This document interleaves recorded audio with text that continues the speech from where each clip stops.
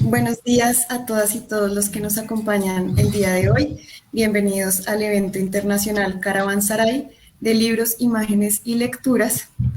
Esta vez nos acompaña el abogado de la Facultad de Ciencias Humanas de la Universidad Nacional de Colombia, Aníbal Alejandro Rojas, quien es el encargado de toda el área de publicaciones, todo lo que tiene que ver con el centro editorial. Siempre es Alejandro el que nos ayuda en todo lo que necesitamos, todo lo que tiene que ver con derechos de autor, derechos de imágenes. Él siempre está ahí pues muy pendiente de ayudarnos a todos y nos hemos dado cuenta que pues muchas personas tienen en especial muchas dudas con respecto a los derechos de autor. Entonces, pues precisamente de eso viene a hablarnos hoy Alejandro. Muy amablemente aceptó ser nuestro invitado y ayudarnos como a darnos un panorama un poco más grande de lo que son los derechos de autor, lo que esto implica, cómo se manejan en las publicaciones. También para que sepan que en este evento estamos manejando un descuento especial para la compra de PDFs, libros impresos que pueden encontrar directamente en la página del centro editorial, pueden realizar su compra. Y sin más, pues los dejo ya con Alejandro. Alejandro, bienvenido y muchas gracias por acompañarnos. Bueno, Laura, muchas gracias por la presentación. Muchas gracias a Julián, a Catalina, a todas las personas de la editorial, al profe Rubén, que hacen posible este evento. Eh, y un saludo para todas las personas que se encuentran en este momento viéndonos por las plataformas de la universidad. Eh, y bueno, espero estén sanos y salvos donde estén y cuídense mucho.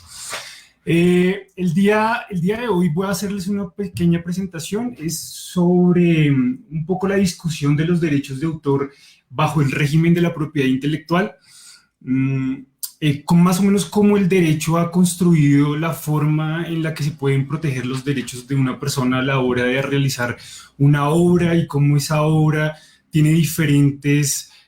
características que van determinando en gran medida la posibilidad de generar mecanismos que realmente sean efectivos a la hora de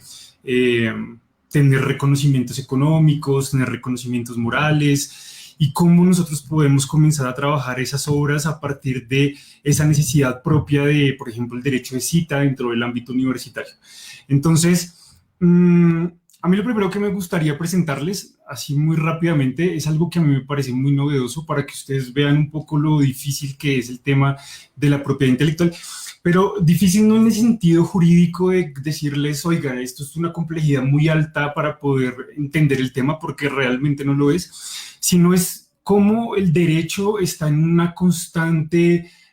tensión frente a la forma en la que los seres humanos vamos generando y creando obras nuevas y cómo con esas creaciones el derecho va quedándose atrás y hay una tensión constante de cómo poder mejorar constantemente los derechos que surgen a partir de esas obras o esas creaciones artísticas o esas obras literarias.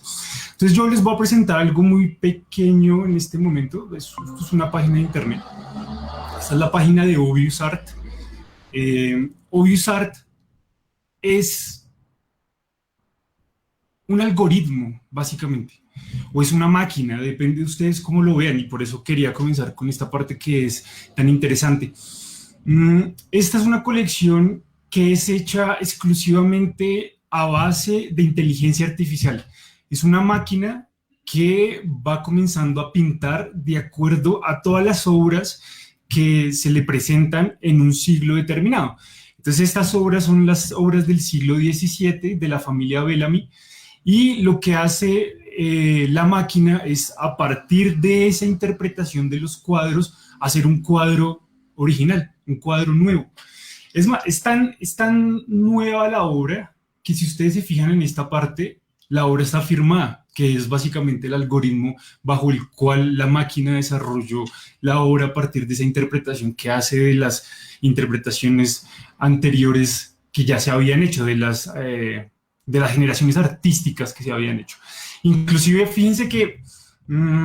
el precio de la obra son $432,000. Es una obra que tiene un valor altísimo.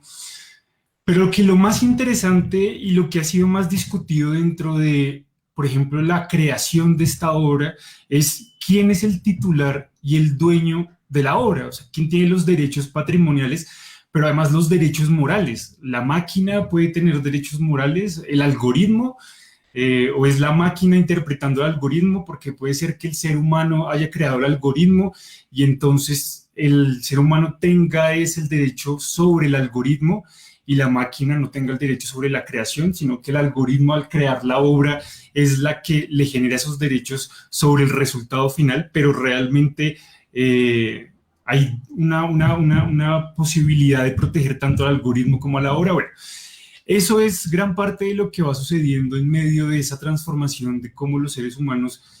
vamos generando nuevas formas de crear y cómo a partir de esas creaciones el derecho estático por esencia, el derecho busca reglamentar situaciones que son del día a día,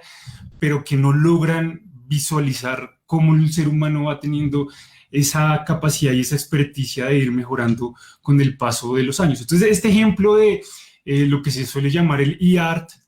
es gran parte de las discusiones que hay que tener en cuenta y del cómo cada vez, por ejemplo, que una persona va a crear, tiene constantemente preguntas, por ejemplo, cuando toma un graffiti de la calle o cuando toma una foto o cuando decide hacer una reinterpretación sobre un acto que está viendo en la calle a partir de un dibujo. Bueno, digamos que hay diferentes momentos en los cuales se van desarrollando estas situaciones y que son bien interesantes a la hora de también mostrarle que el derecho evidentemente no tiene todas las respuestas para esto y que esa misma imposibilidad de tener las respuestas a todo es lo que hace que en últimas el derecho tenga que verse cada vez más creativo para poder reglamentar estos temas, pero que hay unas bases que son las que permiten generar esa reglamentación básica dentro de los derechos de autor. Entonces, digamos, esto es algo que es, digamos, el tronco de la propiedad intelectual y es cuáles son los tres tipos de propiedad intelectual que se protegen dentro de Colombia. Específicamente Colombia, porque ustedes se van a dar cuenta que en otros países, especialmente en Estados Unidos, hay otras normas que permiten generar esa protección de los derechos patrimoniales específicamente, como son los copyrights, y que esos copyrights que se parecen un montón a los derechos de autor colombianos, realmente no son iguales, especialmente por esa característica que tienen dentro de ese carácter patrimonial y más que todo por el moral. El moral es algo que le da una diferencia y una especificidad mayor a lo que sería la reglamentación que hay en Colombia y en general en casi toda América Latina frente a este tema de los derechos de autor y los derechos que son conexos. Entonces,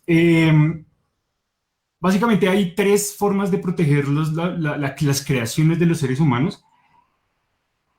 La primera son los derechos de autor y los derechos conexos, que es lo que vamos a hablar el día de hoy muy rápidamente. La otra son las variedades vegetales que son protegidas o que son reglamentadas por el ICA en Colombia. Y la propiedad industrial, que sería la Superintendencia de Industria y Comercio. La diferencia entre los derechos de autor y los derechos conexos, por ejemplo, con la propiedad industrial, es que la propiedad industrial tiene más que ver con patentes, usos de marca, creaciones que por su misma esencia están dirigidas a la mercantilización o que buscan generar ese valor agregado. Los derechos de autor, si bien generan ese valor agregado, porque cuando una persona crea puede explotar esa creación económicamente, no necesariamente el fin bajo el cual se desarrolló esa obra o esa creación, pues tiene esa voluntad o esa perspectiva dentro de los derechos de autor. Y los derechos de autor pues tienen un montón de derechos conexos que le van permitiendo darle un sentido a esos derechos de autor. Y es la entidad que suele, o bueno, no que suele, la entidad que reglamenta y que establece el marco jurídico dentro de Colombia para el tema de los derechos de autor es la Dirección Nacional de Derechos de Autor, la DNDA. Entonces, un poco para darles un panorama grande y lo vamos desmenuzando a medida en que vayamos trabajando, es que los derechos de autor tienen una base principal que es la originalidad. La originalidad es quizás lo más importante que puede tener los derechos de autor. Por eso el tema de la creación es de arte a partir de la inteligencia artificial tiene ese componente de discusión jurídica, de, oiga, si usted está haciendo que una máquina cree una obra, ¿quién la hizo? ¿La máquina o la persona que creó la máquina? ¿O la persona que creó ese algoritmo? ¿Quién fue el original dentro de esa discusión? Entonces, se supone que la inteligencia artificial tiene la capacidad de ir adaptándose y de ir aprendiendo en la medida en que va logrando mejorar su algoritmo. Pero esa mejoría del algoritmo se da en forma automática. Sin embargo, los derechos económicos y los derechos en general dentro del sistema jurídico, especialmente el colombiano, por ejemplo, eh, solamente son aplicables a los seres humanos. Y ahí hay una discusión que es muy interesante, por ejemplo, con la naturaleza, si la naturaleza tiene derechos o no. Y por vía jurisprudencial se ha logrado reconocer, por ejemplo, que un río tenga derechos, que una montaña tenga derechos. Pero ese logro que se va adelantando vía naturaleza es lo que nos lleva a preguntarnos si las creaciones de la inteligencia del hombre a partir de la tecnología también va a llegar a un punto de tener una cierta cantidad de derechos y cómo las tendría. Hay una discusión bien interesante, por ejemplo, si a una máquina se le genera un algoritmo que lo haga sentir dolor y constantemente se le da a la máquina la sensación de que está sintiendo dolor, la máquina está sufriendo. Eso es una de las discusiones que son interesantes dentro de la facultad de Cambridge en Estados Unidos frente al cómo se puede establecer una posibilidad de protección a las máquinas en dado caso una máquina esté sufriendo, porque el hecho de que sea un algoritmo y que el algoritmo le genere la sensación de dolor a la máquina, eso hace que la máquina tenga dolor o no. Eso hace parte, por ejemplo, de esas creaciones y esas necesidades que dentro del derecho se ha visto en discusión sobre la originalidad. ¿Por qué? Porque ningún abogado y ninguna abogada o una jueza o un juez les va a venir a decir qué es la originalidad, y menos a personas que realmente no están inmersas dentro de ese mundo de la creación artística. Entonces, este punto es bien controvertido y no es nada pacífico a la hora de nosotros determinar algo que es original o que no es original. Por eso es que la originalidad, para poder determinarla, por lo general se logra determinar es a partir de otras situaciones que le dan sentido a la originalidad. Se me ocurre, por ejemplo, la misma finalidad de la obra le puede dar un cierto criterio de originalidad. Lo importante es que, en últimas, la originalidad se convierta en la posibilidad de que esa obra lleve impronta la personalidad. Y no importa la novedad, porque, por ejemplo, si ustedes piensan cuando alguien hace una traducción de un libro, la traducción en principio pues no sería novedosa porque está partiendo de una obra que ya fue hecha. O por ejemplo cuando se está haciendo la traducción de una obra que ya había sido traducida. Entonces no está partiéndose bajo la idea de que la obra es novedosa, sino que es original en la medida en que es una nueva creación que parte de una obra original que le da la posibilidad de generar una obra que es derivada de esa obra original. Entonces, fíjense que esa posibilidad de nosotros comenzar a establecer lo que es originalidad a partir de los diferentes tipos de finalidad que tiene o el elemento en el cual la originalidad se vea implicada sobre el género, sobre las características propias, es lo que ayuda a darle ese contexto al tema de la originalidad. Por ejemplo, algo que sucede mucho con el tema de la originalidad es si cuando hay un colaborador técnico, piensen ustedes en un dibujante o en un transcriptor musical o un corrector de pruebas, si eso que se va generando a partir de esos elementos donde el colaborador técnico o la colaboradora técnica desarrolla su actividad, si eso que está creando es original. Por ejemplo, la Dirección Nacional de Derechos de Autor considera que eso no sería una obra original, sino que eso simplemente sería parte de lo que se entendería del derecho a la autoría y cómo la autoría pues va a estar dividida, como ya les voy a mostrar, en un individuo o en varios, o que llega a un punto en que no se puede determinar ciertamente qué individuo fue el que creó la obra y por eso va a quedar por principio jurídico en una sola persona. Bueno, los otros elementos, perdón, casi paso sin comentarse, es el registro declarativo. Esto tiene que ver con el hecho de que ustedes no necesitan registrar la obra para que tenga la posibilidad de ser protegida por los derechos de autor. Desde el segundo 0,0000001 en el que ustedes creen la obra, a partir de ese momento ya le aplican los derechos de autor. Lo que juega la idea del registro declarativo es para poder controvertir dentro de procesos jurídicos que esa obra es suya y que ustedes vean, por ejemplo, en el caso en que alguien esté violando la obra, que la está utilizando sin su permiso, que ustedes no les hayan cedido los derechos patrimoniales, pues tener la posibilidad de tener un resarcimiento económico por todo ese dinero que ustedes dejan de recibir al comenzar a usar la obra otra persona. Aquí se me escapó un error que dice persona natural y persona natural. Digamos, persona natural es vida del autor más 80 años y es persona jurídica que es y de la misma forma, pero también bajo la idea de la persona jurídica.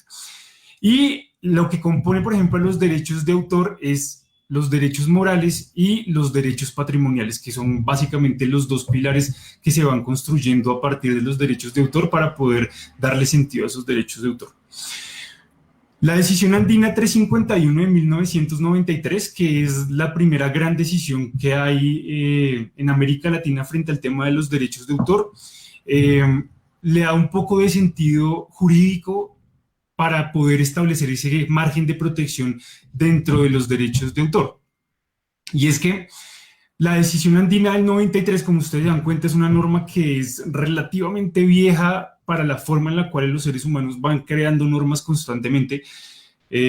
pues es lo que le da su éxito en últimas, es la posibilidad de tener un lenguaje tan amplio que en últimas termina logrando abarcar gran parte de la creación del conocimiento que van generando los seres humanos. Entonces, la forma en la que logró establecer ese lenguaje amplio para poder crear esa protección fue, por ejemplo, al decir puedan reproducirse o divulgarse por cualquier forma o medio conocido o por conocer. Porque en el 93, digamos, el Internet ya existía, pero no existía con la fuerza que existe hoy en día. Digamos, era imposible que las personas que generan la decisión andina 351 supieran que cuando ustedes entran a Google, ponen imágenes, van a encontrar 300 millones de imágenes, 1 millón de imágenes por cualquier cosa que ustedes quieran. Y ahí es donde esta decisión andina ha logrado mantenerse y adaptarse a lo largo de los años para poder generar esa protección. Otro de lo que es importante de esos 5 rengloncitos que ustedes están leyendo en este momento es que lo que trata, por ejemplo, la decisión andina y que se vuelve un fundamento esencial dentro de los derechos de autor es que no protege ideas. Fíjense que cuando dice que puedan reproducirse o divulgarse por cualquier forma o medio conocido por conocer. Eso significa que cuando una persona tiene una idea y no la exterioriza de forma tal que la logra materializar de alguna forma, piensen ustedes pueden, de hecho me acuerdo mucho un caso que a mí me contaban en la universidad que se volvió parte de un museo chiquito que tiene la Corte Constitucional aquí en Colombia, es que la primera acción de tutela que radican en Colombia para probar un poco ese carácter informal que tiene la acción de tutela, ustedes no sé si lo sepan, pero ustedes pueden coger de cualquier forma, pueden irse a una ventanilla de un juzgado y decir, señora secretaria del juzgado, yo quiero interponer acción de tutela, y la persona que está recibiendo la acción de tutela tiene que hacerles el favor de escribirla, de redactarla. En dado caso, por ejemplo, es a una persona que sea analfabeta y no tenga el conocimiento, no sepa escribir, entonces esa persona tiene la posibilidad de que alguien dentro del juzgado le haga el favor de escribir la acción de tutela y puede presentarla verbalmente. Y una de esas informalidades, por ejemplo, que tenía la posibilidad de presentar de cualquier forma la acción de tutela, alguien hizo la prueba y radicó una acción de tutela en un papel higiénico. Cogió unas hojas de papel higiénico, además del desparche que supone eso, evidentemente, pero redactó toda la acción de tutela con esfero dentro de un papel higiénico, la radicó y esa acción de tutela fue fallada. La tuvieron en cuenta porque es, digamos, esa prevalencia de los requisitos formales sobre los requisitos materiales. La prevalencia de los requisitos materiales y los requisitos formales. Pero lo interesante y a lo que me interesa mostrarles esta idea es que eso termina volviéndose una obra icónica dentro del sistema jurídico colombiano. Era un poco por cómo se había logrado materializar la informalidad que tenía la concepción de la acción de tutela mediante una hoja de papel higiénico. Pero eso es lo que les está intentando decir la decisión andina. Ustedes pueden exteriorizar su idea de cualquier forma, lo importante es que lo hagan, porque una idea no tiene forma de que sea protegida, y esto tiene un sentido muy lógico, y es que no hay forma de saber a ciencia cierta quién fue el primero que pensó la idea, y a partir de que no hay forma de probar quién pensó primero la idea, pues no sería algo objeto del derecho. El derecho no podría entrar a reglamentar esas acciones. Hay una discusión vieja de Immanuel Kant que habla un poco de quién es el primer poseedor. Entonces, que el hecho de yo poder generar la idea de que yo estoy haciendo posesión de ese territorio hace que yo sea el dueño de ese territorio. Y Durkheim, por ejemplo, en esa época, en las discusiones de la sociología francesa, va a decir, no, pues es que no hay forma realmente de poder establecer ese sistema jurídico ni sustentarlo bajo la racionalidad absoluta, porque hay una necesidad de poder generar esa relación entre el hombre y la materia, y cómo a partir de esa relación entre la sociedad y los elementos materiales que tiene para poder exteriorizar las posesiones de los bienes o de las ideas, pues es donde comienza a tener el derecho un sentido de aplicativo, donde va generando esa posibilidad de tener fuerza, como diríamos los abogados, una fuerza normativa. Entonces, ¿qué se protege? Esto es traído realmente de la decisión andina. Yo lo pongo como si fuera una lluvia de ideas, porque realmente es lo que busca la decisión andina, darles unos parámetros mínimos, pero que esos parámetros mínimos no se vuelvan los limitantes. Entonces, básicamente, por ejemplo, les dicen las obras coreográficas y pantomimas. Fíjense ese esfuerzo que se hace en el 93 para poder establecer todo lo que más o menos daba sentido a los derechos de autor en la época: composiciones musicales, bellas artes, dibujos, grabados, litografías, bases de datos, alocuciones, sermones, composiciones musicales con letras y letra. Básicamente, todo lo que en ese momento se les ocurrió terminó siendo transcrito dentro de la decisión andina, pero lo importante es que no se vea esa limitante, porque siempre hay la posibilidad de que los seres humanos vayan creando más dentro de esa composición de lo que es el cerebro humano, como por ejemplo el caso de la inteligencia artificial. Y otro ejemplo que vamos a discutir un poco al final es el tema, por ejemplo, de los grafitis, que me pareció, es un tema que llegó un día a la jurídica de la facultad y me pareció muy interesante, y desde ahí me quedé con esa idea de cómo los grafitis, por ejemplo, son reglamentados bajo la idea de los derechos de autor, porque hay un montón de derechos que están en constante tensión, pero que antes no se había pensado, por ejemplo, y que es algo relativamente novedoso en América Latina, porque pues en los Estados Unidos ustedes van a encontrar decisiones mucho más sustentadas frente a este tema, pero que igual en Colombia todavía sigue siendo algo de bastante discusión. ¿Qué se protege dentro de los derechos de autor? Entonces, la protección de la forma de lo que ustedes crearon y no la idea. Realmente lo que se busca es proteger lo que está en ese sentido material y no lo que se quiso imaginar la persona que terminaría haciendo. Se protege la originalidad de esa obra, que es ese elemento que yo les comentaba que tiene ese autor cuando se le impregna la obra al momento de crearla, de considerarla que es realmente original, el mérito y esa destinación de la obra, pero ese mérito y esa destinación de la obra se protege con base en el momento y la razón por la cual se haga. Por ejemplo, en las prácticas y pasantías, cuando los estudiantes están ejerciendo la práctica y la pasantía, están creando en ese momento cosas, y esa creación de los documentos que están haciendo, de los relatorios, de informes, esas son creaciones que son en principio originales, pero que se les puede pactar en contrario para que no sean de los estudiantes, sino, por ejemplo, sea de la empresa, como pasa, por ejemplo, en muchos casos cuando una empresa contrata a un fotógrafo y le dice, tómeme las fotos ¿de quién son? Son del fotógrafo, en los derechos morales, pero los derechos patrimoniales hacen parte de la empresa. Algo parecido pasa, por ejemplo, en las prácticas y las pasantías, cuando ustedes ven el tema de poder pactar contrario a lo que dice el principio de la ley. Y aquí hay un punto que es bien interesante y bien importante, y es contarles que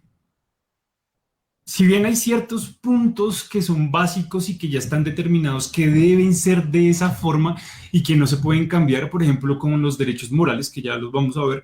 y que ustedes no pueden vender sus derechos morales por ningún motivo ni ninguna razón, siempre estarán en cabezas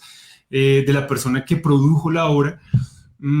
Los derechos patrimoniales sí pueden ser transferidos y negociados, así como, por ejemplo, el momento en la creación de una obra colectiva, cómo se decide ese tema y quién tiene qué porcentaje dentro de esa obra colectiva. Y algo que ha llegado bastante, por ejemplo, la jurídica de la facultad, es si muere una persona, ¿qué pasa con esos derechos patrimoniales? Y ahí hay otra controversia que es bien interesante y que en últimas tiene ese carácter de cómo se van estableciendo jurídicamente esos elementos para que tenga consistencia a lo que, por ejemplo, a la facultad le interesa, es que los documentos estén bien sustentados para que el día de mañana, si hay una reclamación, pues se tenga un sustento de que la persona se dio los derechos o que nos dio la licencia para poder usar la obra que produjo.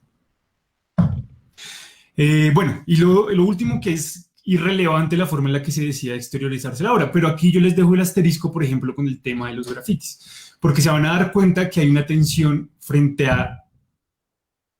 y si la pared no es mía. O sea, si yo estoy en un graffiti y pinto el graffiti en mi casa, pues la pared es mía, el graffiti es mío. Pero si yo pinto el graffiti en la pared de mi vecino, ¿el graffiti es de mi vecino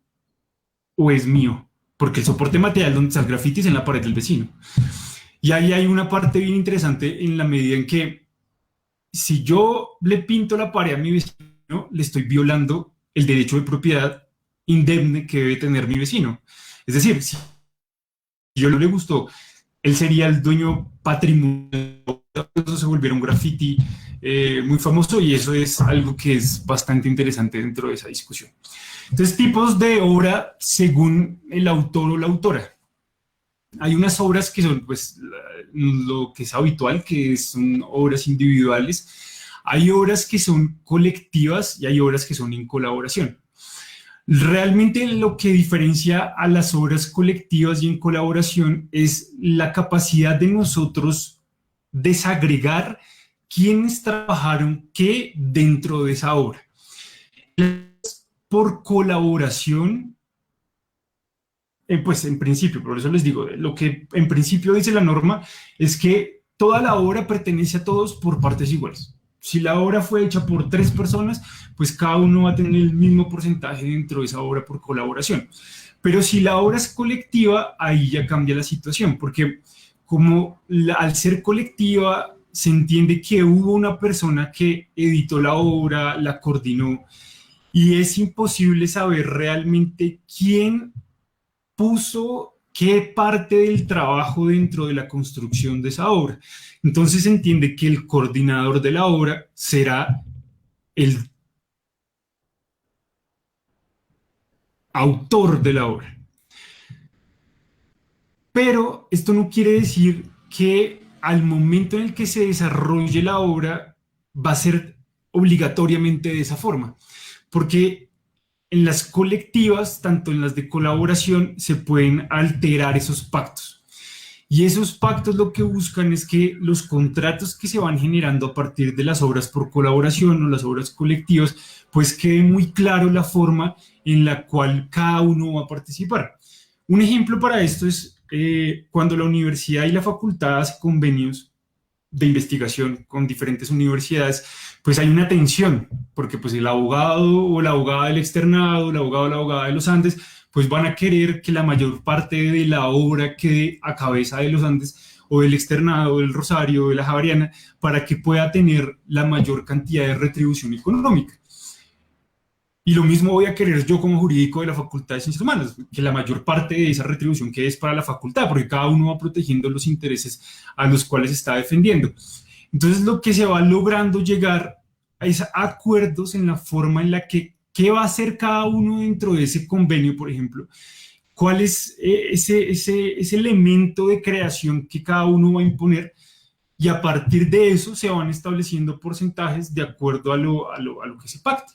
Muchas veces simplemente se logra pactar diciendo, bueno, que quede el sello de las dos universidades dentro del texto final, y con eso ya se pacta. Pero otras veces dicen, no, pero es que yo le estoy prestando un profesor, mientras que la nacional está prestando las instalaciones, está prestando a los estudiantes en prácticas, está prestando a los profesores, pues hay una cantidad de trabajo que es mayor, y por división de trabajo pues debería tener también un reconocimiento mayor. Entonces, todo lo que en principio les digo, que la colaboración, todos tienen las mismas partes, o que en la colectiva el editor o el coordinador va a quedar con el 100% de los derechos, pues es relativo, porque también hay la posibilidad de que esos contratos, que en principio son ley para las partes, pues pueden ser negociados, y pueden ser negociados de acuerdo a la obra que se está desarrollando. Entonces, yo les venía diciendo que estos derechos, esta propiedad intelectual que termina desagregándose en los derechos de autor, y que a su vez se desagrega en dos tipos de derechos, que son los patrimoniales y los morales, pues son los que le dan sustento de abajo hacia arriba a toda la cabeza de la propiedad intelectual. Porque digamos que aquí hay una tensión que es bastante evidente, y que, por ejemplo, se hace muy, muy evidente cuando ustedes ven licencias como las Creative Commons. Entonces, como hay una generación de conocimiento a partir de esa idea de no generar ingresos a partir de lo que se crea, sino por el simple hecho de crear, de tener conocimiento, aunque hay una discusión de por medio sobre, por ejemplo, los criterios de calificación y evaluación dentro de las universidades, de publicación, y que eso también motiva a esa publicación constante, así sea de forma gratuita. Pero, por ejemplo, cómo tiene su contraparte en otros países, como por ejemplo Estados Unidos. Cuando ustedes entran a las bibliotecas de los Estados Unidos, y ustedes se dan cuenta que es casi imposible el acceso a revistas o a bibliotecas si no es de forma remunerada, porque ellos juegan más con las ideas del copyright. Entonces, hay una tensión constante donde las Creative Commons, que aplican por no decirles que en casi toda América Latina, pues me juego más con jugar con el casi, pero esa tensión constante entre los derechos patrimoniales y los derechos morales es lo que le da gran parte y gran sentido a este tema de los derechos de autor. Los derechos morales son los derechos realmente más importantes en la vida del mundo académico, porque es lo que tiene, digamos, un cierto reconocimiento, no sé, lo que pensaría Bourdieu como ese, como ese, como ese punto que le da sentido y que le da una mayor fuerza al mundo académico, y que le da la posibilidad de generar ese prestigio social a partir de la academia. Entonces, esos derechos morales, de que el nombre esté dentro del artículo, de que el nombre esté dentro del libro, pues genera ese reconocimiento social, y por eso es importante ese reconocimiento que se genera a partir de esos derechos morales. Entonces, la base de los derechos morales son, por ejemplo, el derecho a la paternidad. Y es que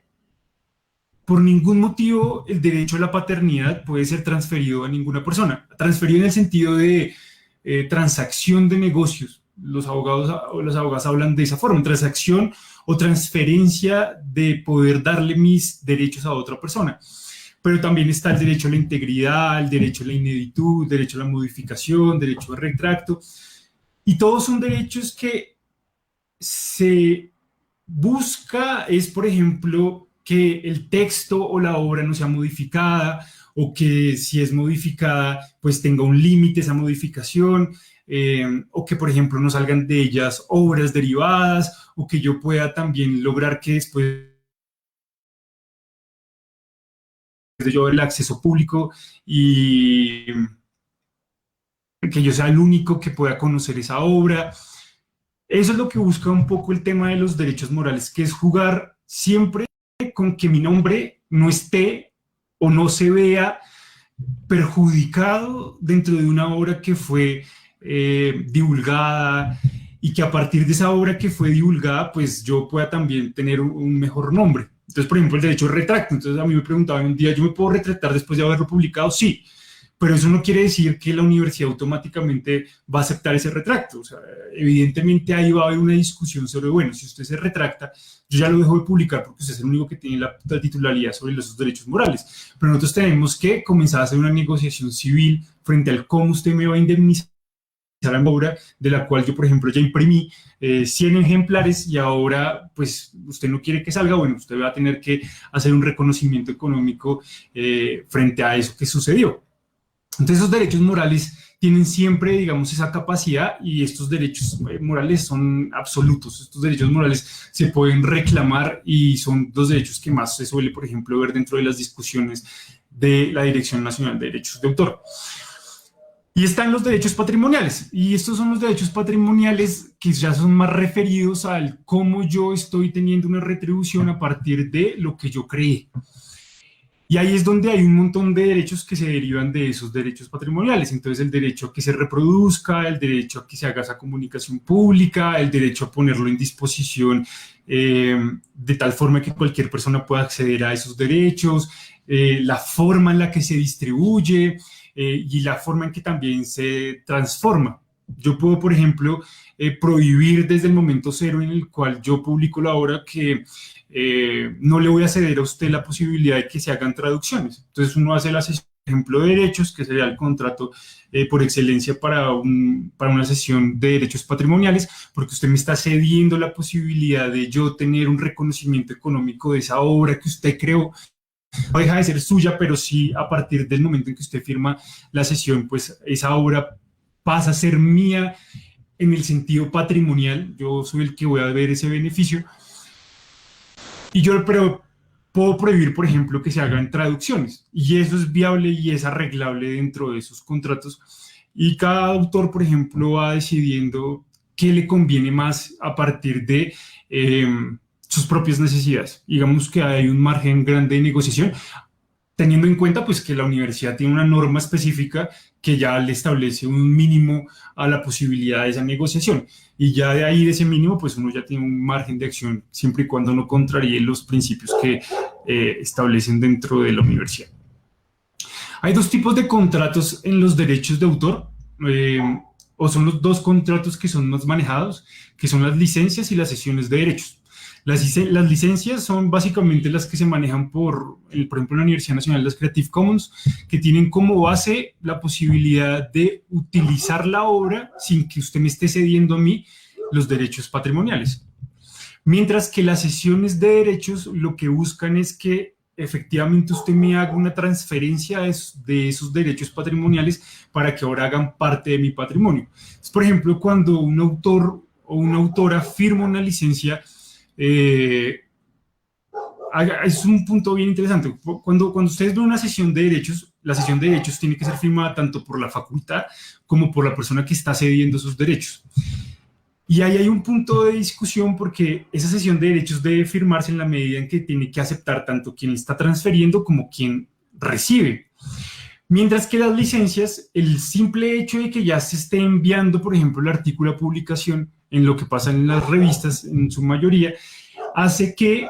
de una vez se entienda o se sobreentienda que la persona está dando ese uso sobre las obras. En especial es porque la universidad no va a tener una retribución económica frente a esas obras. Hay unas excepciones, por ejemplo, El Jardín de Freud, que es una de las revistas de la facultad, que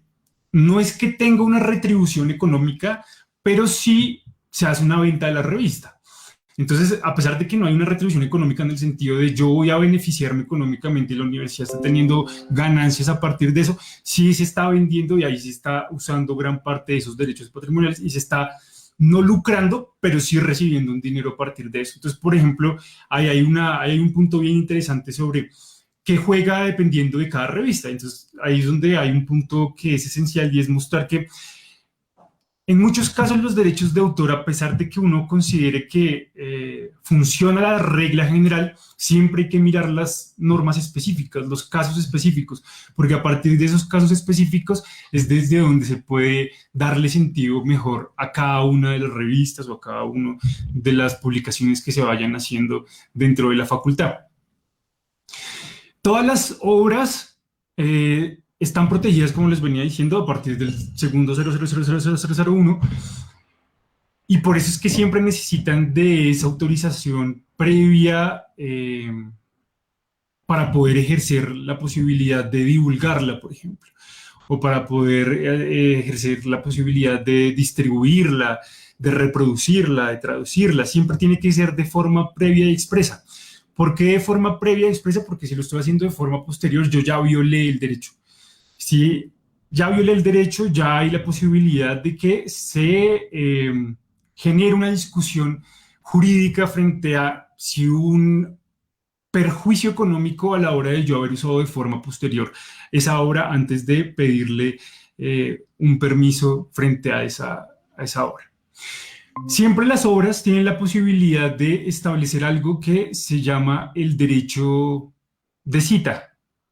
Y el derecho de cita lo que busca es poder generar dentro de los espacios académicos la posibilidad de que un profesor o una profesora pueda usar textos a partir de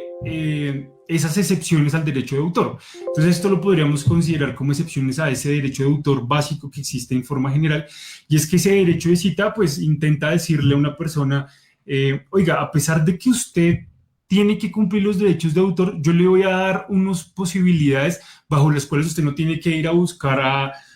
no sé, a los herederos de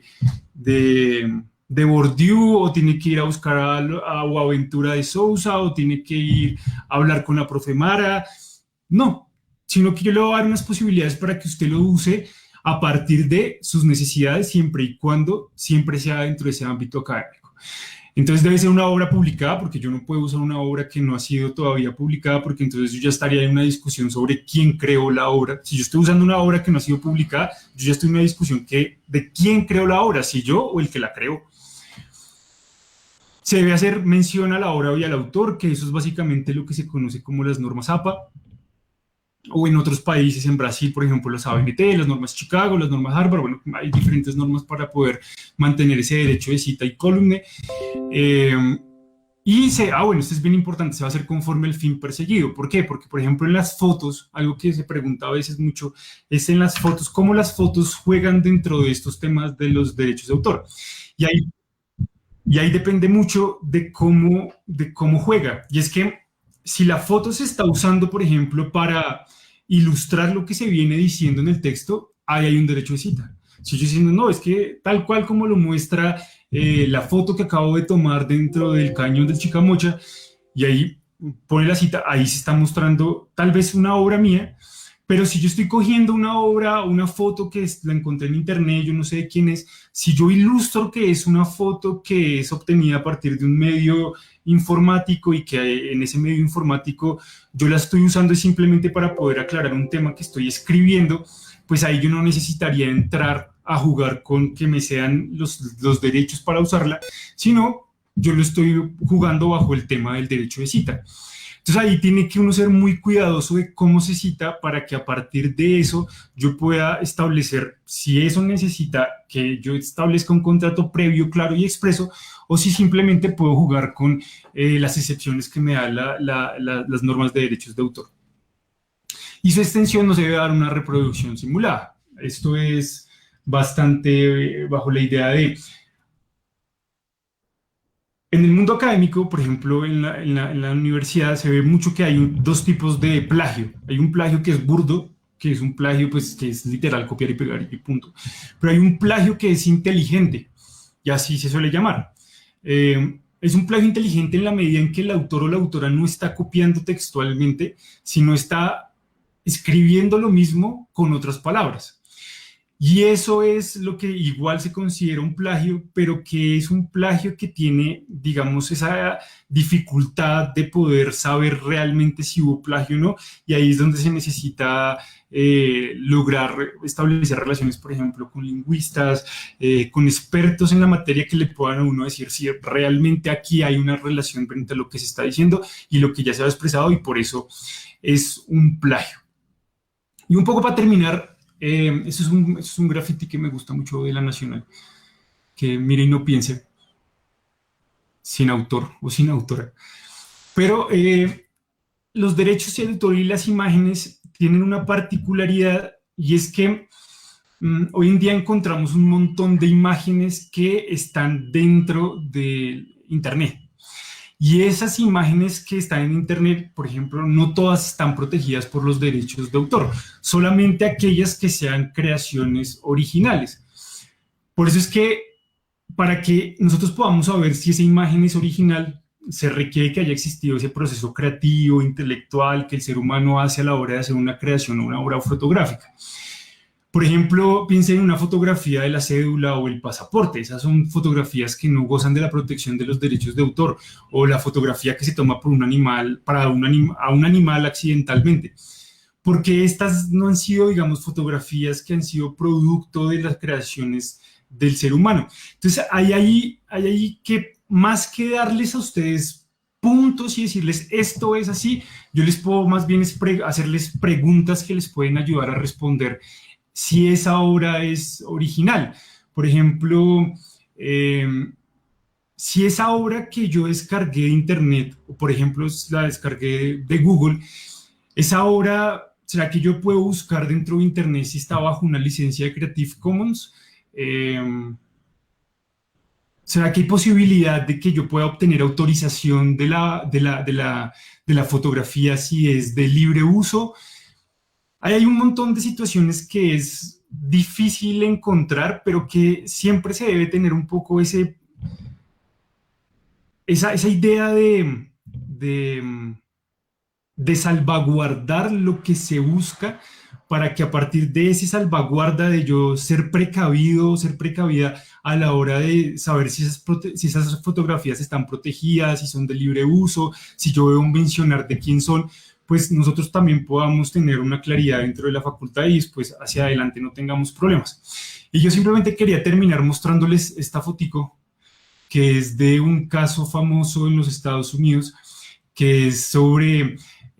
los 5 puntos, que es como la Capilla Sixtina del grafiti en Nueva York, y que fue demolida en últimas porque los dueños del edificio estaban en desacuerdo con lo que se había pintado, y habían ahí grafitis de grafiteros que eran bastante reconocidos en los Estados Unidos. Se da todo un proceso de discusión sobre si se podía destruir esas obras o no, porque primero, pues ustedes están viendo el edificio, pero primero ellos lo pintaron de blanco, después lo demolieron, y había una discusión frente a esos grafitis. Esos grafitis nosotros lo podríamos considerar como derechos de autor, bueno, en Estados Unidos copyrights, y si esa jurisdicción de los copyrights se había violado en la medida en que ese arte urbano, esos artistas que eran legales en la medida en que se sabía quién había pintado qué, pues estaban teniendo un detrimento patrimonial dado que se había destruido su obra. Y ellos se ganan la discusión dentro de los Estados Unidos, y 3 de los artistas que pintan los grafitis son indemnizados con $6.5 millones por los grafitis que habían pintado ahí, porque se consideraba que esa Capilla Sixtina tenía un valor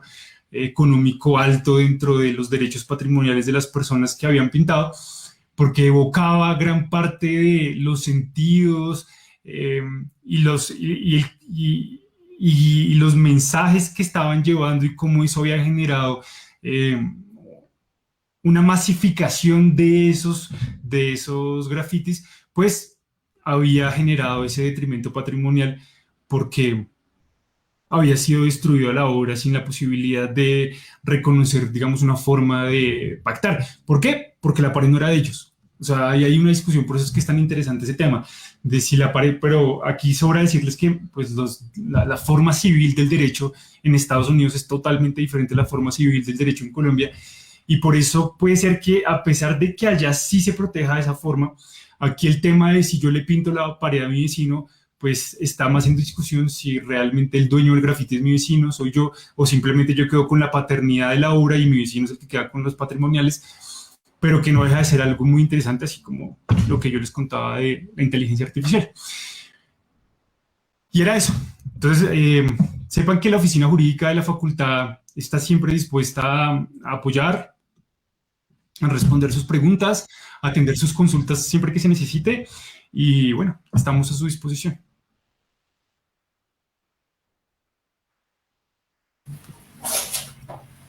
Listo, Aníbal, muchísimas gracias por tu intervención, muchas gracias pues por toda tu presentación, que realmente no solamente es muy interesante, sino muy útil. Ahí yo estuve tomando también varias notas de todo, entonces espero que a nuestros espectadores les haya servido tanto como a nosotros. Y pues para que por favor tampoco se desconecten todavía, porque ahorita viene un concierto del dueto Tash Ova, entonces para que continúen viendo y de nuevo Alejandro, muchísimas gracias